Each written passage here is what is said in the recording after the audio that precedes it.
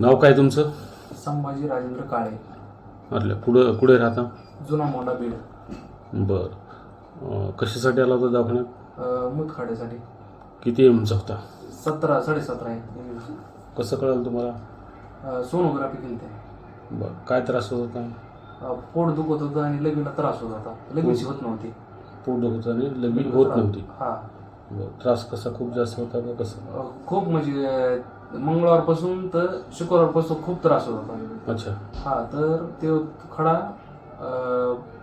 शुक्रवारी 10 वाजता पडला समजा. बरं. आलतात कधी तुम्ही? कालच आलतात. हा. म्हणजे 2च दिवसाचा खुराक खाल्ला समजा. 2च दिवस पडला. कुणी सांगितलं तुम्हाला?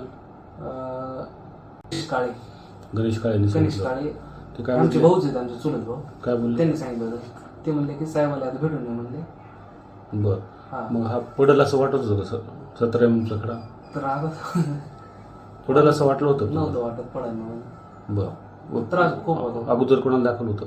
अगोदर 2-3 जणांना दाखल होतं. मग काय म्हणणं त्यांचं? त्यांचे चालू होते ट्रीटमेंट असं तसं. बरं. पण त्यांचे ऑपरेशन करणार नाही त्यांना नव्हतं दाखल. आपले साध्या त्यांना दाखवलं हा. होतं. मग त्याच्याने काय पडला नाही का? ते समजा त्यांचे बी औषध चालू होते, त्यानंतर आपण इकडे आणतो समजा.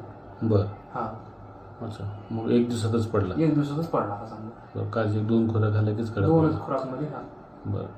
खडा दाखवा जरा तुम्ही. अच्छा. 17 एमचा ना? मला वाटतं तुकडे पाहून पडले ना तो? हा. हे बाहेर आलं तुकडा पाडला ते समजा. बरं. आता खुश झाले का? हो. असं चालता येत नव्हतं. असं यायचं म्हणलं तरी हे होत होतं. खूप त्रास होता. हो. बरं.